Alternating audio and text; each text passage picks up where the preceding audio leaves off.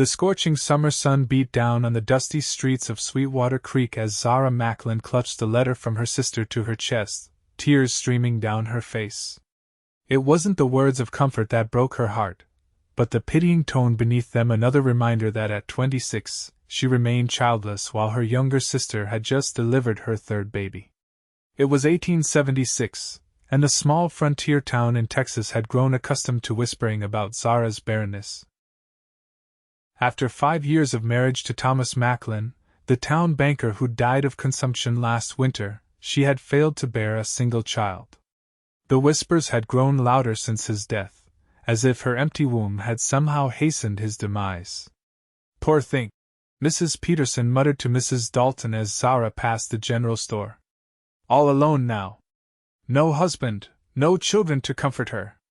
The Lord gives and takes away," Mrs. Dalton replied, not bothering to lower her voice. Though in her case, he never gave at all. Zara quickened her pace, chin held high despite the burning in her throat. She'd endured worse in the months since Thomas died. The pity was bearable, but the judgment, the implication that she was somehow less of a woman, cut deep. Her small house at the edge of town had once felt cozy. Now it seemed to echo with emptiness.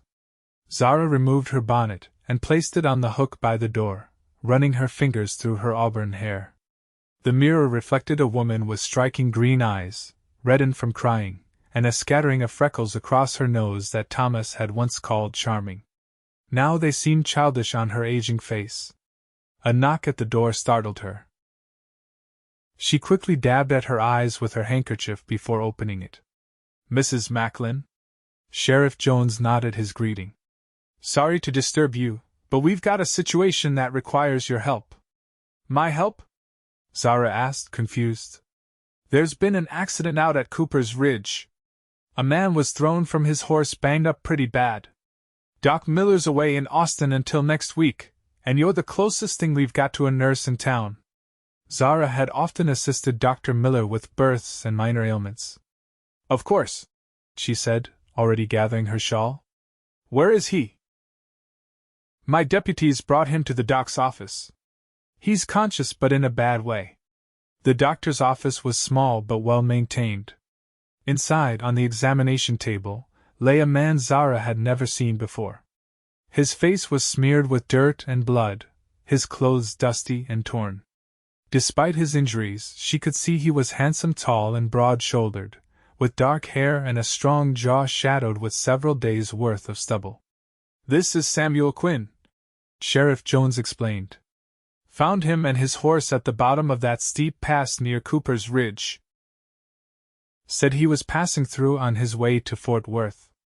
The man's eyes fluttered open at the sound of his name, striking blue eyes that fixed on Zara with surprising clarity despite his condition. "Madam," he managed, his voice a gravelly whisper. "Mr. Quinn?"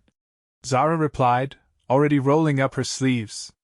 "Let's see what we can do about patching you up." As she cleaned his wounds, a nasty gash on his forehead, bruised ribs, and a dislocated shoulder, she learned that Samuel Quinn was a rancher from Colorado, traveling to Fort Worth on business. He spoke little, grunting through the pain as she reset his shoulder and stitched his forehead. "You've got a gentle touch," he remarked as she finished bandaging his ribs. "Are you Doc Miller's wife?" "No," Zara said, a small smile touching her lips. "I'm just filling in while he's away. I'm Mrs. Macklin, Zara Macklin." "Mrs.?" he repeated, noting the distinction. "Your husband won't mind you tending to a stranger?" "My husband passed away last winter," she replied, her voice steady. She'd said the words so many times they'd lost some of their sting. "I'm sorry for your loss." "Thank you." She helped him sit up slowly. "You shouldn't travel for at least a few days. That shoulder needs time to heal, and those ribs are badly bruised." "I can't impose, the boarding house has rooms," Sheriff Jones interjected. "Mrs. Henderson will take good care of you."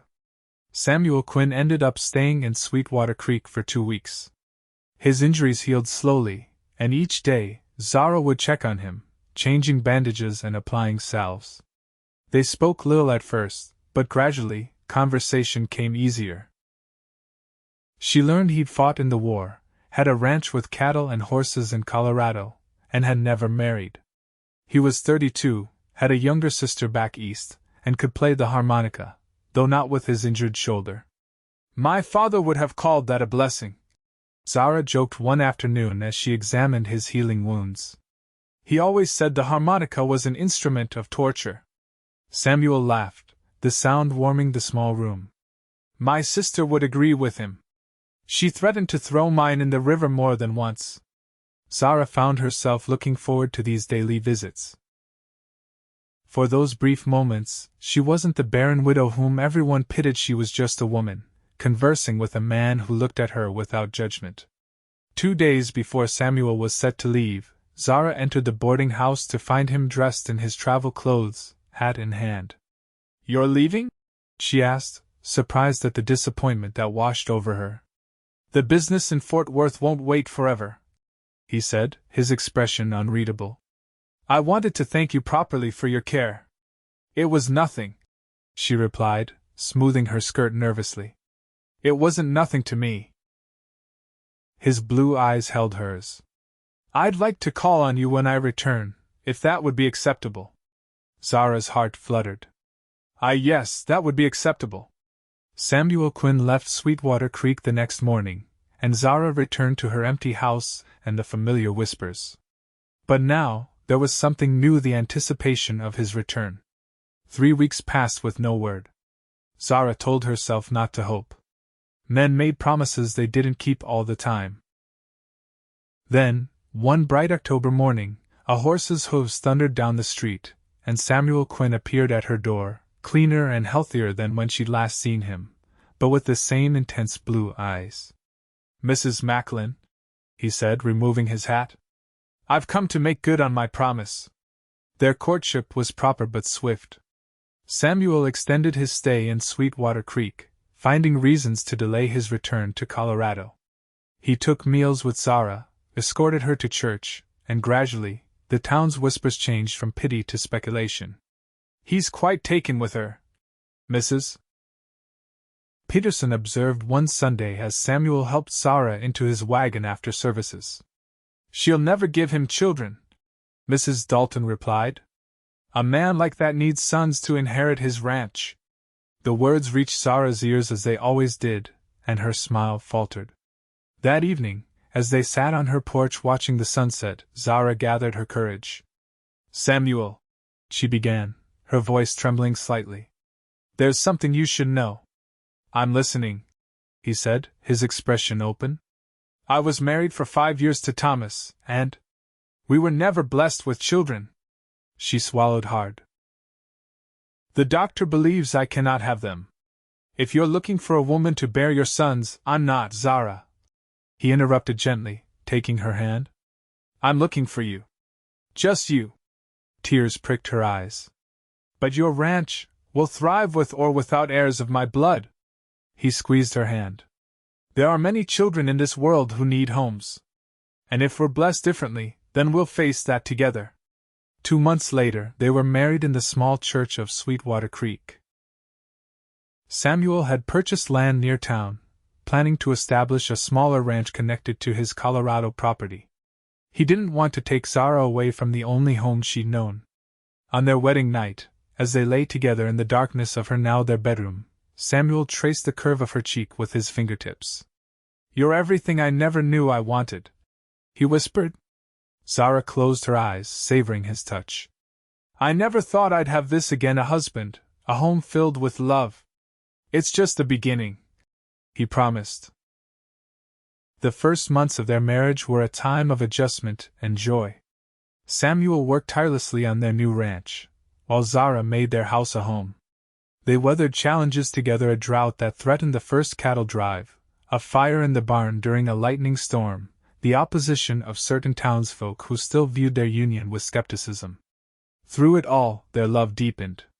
Samuel never pressured Zara about children, never mentioned adoption, allowing her to heal from years of feeling inadequate. In his eyes, she was enough.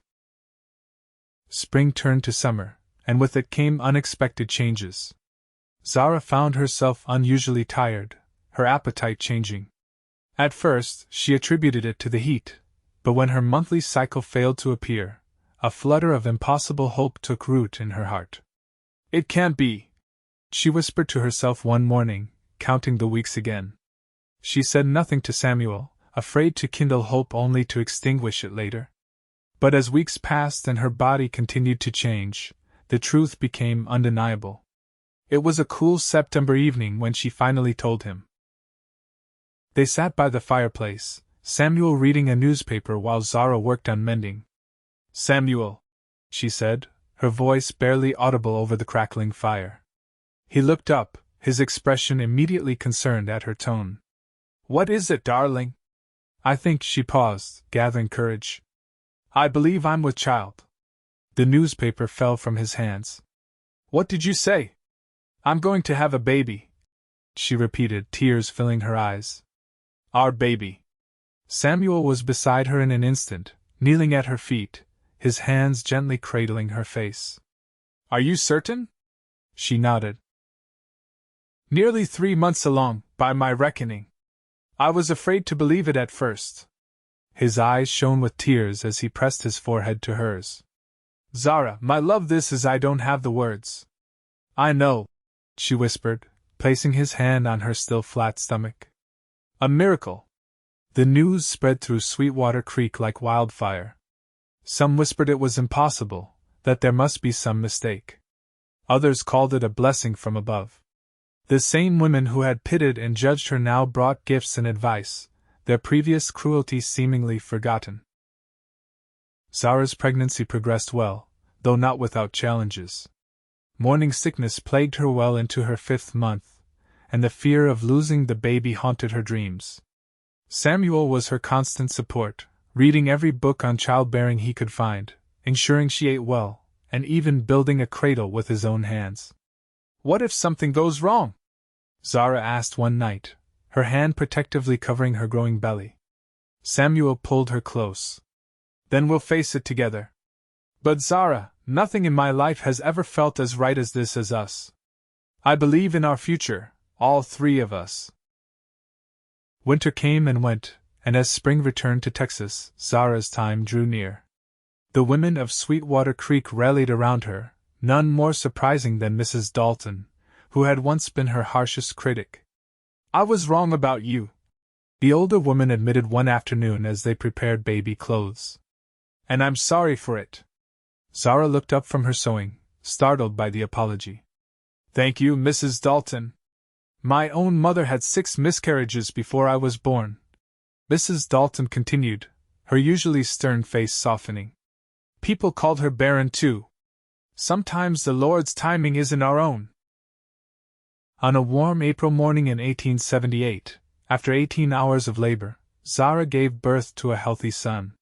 Samuel, who had paced outside the bedroom throughout the ordeal, rushed in at the midwife's call to find his wife exhausted but radiant, a small bundle cradled in her arms. "Samuel," Zara whispered, her face glowing despite her fatigue. "Meet your son."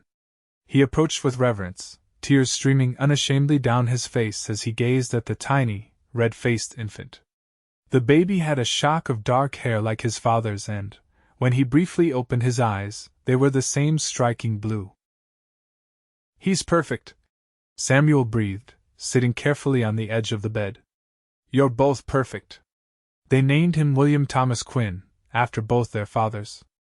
The town of Sweetwater Creek celebrated the birth as if the child were royalty, bringing gifts and well wishes. Even Mrs. Peterson and Mrs. Dalton cooed over the baby, declaring him the most handsome child they'd ever seen. "Isn't it something?" Mrs. Peterson remarked to Mrs. Dalton as they left the Quinn household. "Just when you think you know how a story ends, God writes a new chapter." The first year of William's life passed in a blur of joy and exhaustion. He was a strong, healthy baby with his father's charm and his mother's determination. Zara embraced motherhood with the same quiet strength she'd shown throughout her life, while Samuel proved to be a devoted father, often carrying William with him around the ranch, pointing out cattle and horses to the fascinated infant. Their ranch flourished alongside their family. Samuel's business acumen and hard work paid off, and by William's first birthday, they had one of the most successful operations in the county. Zara, meanwhile, had found a new purpose beyond motherhood, using her nursing skills to help other women in the community during childbirth, offering the kindness and support she had once longed for herself. When William was 18 months old, Zara made another discovery that left her breathless with wonder. She was expecting again. "It seems the floodgates have opened," she joked to Samuel as they lay in bed one night, his hand resting on her stomach where their second child grew. "Maybe we'll have a dozen," he teased back, kissing her temple. "Don't get ahead of yourself, Mr. Quinn." She laughed. "Let's see how we manage with two first."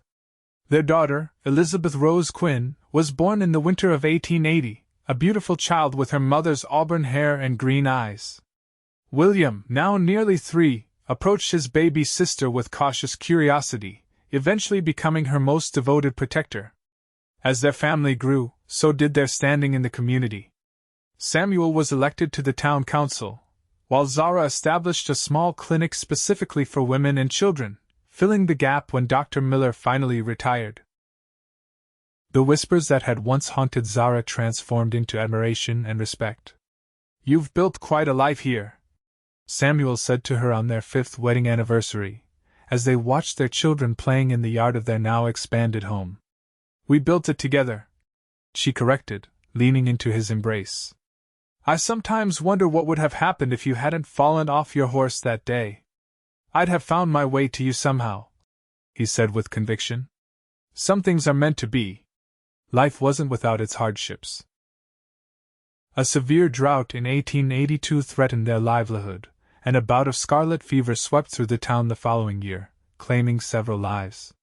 Elizabeth fell ill, and for terrifying days Zara and Samuel took turns at her bedside, praying for her recovery. When the fever finally broke, their relief was profound. "I've never been so scared," Samuel admitted as they watched their daughter sleeping peacefully, her color returning to normal. "Nor I," Zara agreed. "But we came through it together." By the time William was 7 and Elizabeth 4, Sweetwater Creek had grown into a bustling town with a proper school, a new church, and even a small theater. The Quinns were respected figures in the community, their story of love and perseverance inspiring to many. In the spring of 1885, Zara made a discovery that left her laughing with disbelief. At 35, she was expecting their 3rd child. "Are you happy about this?" she asked Samuel, uncertain of his reaction to such unexpected news. His response was to sweep her into his arms, spinning her around their bedroom until they both collapsed on the bed, breathless with laughter. "Does that answer your question, Mrs. Quinn?" he asked, his blue eyes twinkling with joy. Their 3rd child, another son named James Frederick Quinn, was born in November 1885, completing their family in a way neither had dared to imagine when they first met. As Zara approached her 40th birthday, she often reflected on the journey that had brought her here, from a barren widow pitted by her neighbors to the mother of 3, wife to a man who adored her, and a respected healer in her community. "What are you thinking about so intently?" Samuel asked one evening as they sat on their porch, watching the sunset. Their children were inside, William practicing his reading, Elizabeth playing with her dolls, and baby James sleeping in his cradle. "About how life surprises you," she replied, taking his hand. "I thought I knew my path when Thomas died. I'd accepted a life without children, without love. And now?" She smiled, the last rays of sunlight catching the silver strands beginning to appear in her auburn hair. "Now I know better than to think I know anything at all. Except that I love you, Samuel Quinn. I have from the moment you looked at me with those blue eyes in Doc Miller's office. Even with blood all over my face?" he teased. "Especially then." She laughed. "You were vulnerable, and yet there was such strength in you. I think I recognized something of myself in that." He brought her hand to his lips, kissing it tenderly. "You're the strongest person I've ever known, Zara Quinn. What people saw as a curse in you, I always saw as a blessing waiting to unfold." As twilight deepened around them, Zara leaned her head on her husband's shoulder, contentment washing over her. The whispers that had once cut her so deeply were long silenced, replaced by the laughter of her children and the steady, unwavering love of the man beside her. In a small frontier town where judgment had once been her constant companion, Zara had found redemption not in proving others wrong, but in embracing the unexpected journey of her heart. And in the end, the very thing that had marked her as incomplete, her empty womb, had blossomed into the fullness of a life she'd never dared to dream possible. "Thank you," she whispered to Samuel as stars began to appear in the darkening sky. "For what, my love? For taking my hand when everyone else was pointing fingers. For seeing me when others only saw what I lacked." Samuel smiled, drawing her closer. "I didn't just see you, Zara. I found myself in you." As night fell over the ranch, the Quinns gathered their children and moved inside, closing the door on a day ending and a future still unfolding, a future built on the foundation of a love that had defied expectation and transformed whispers of mockery into a legacy of joy.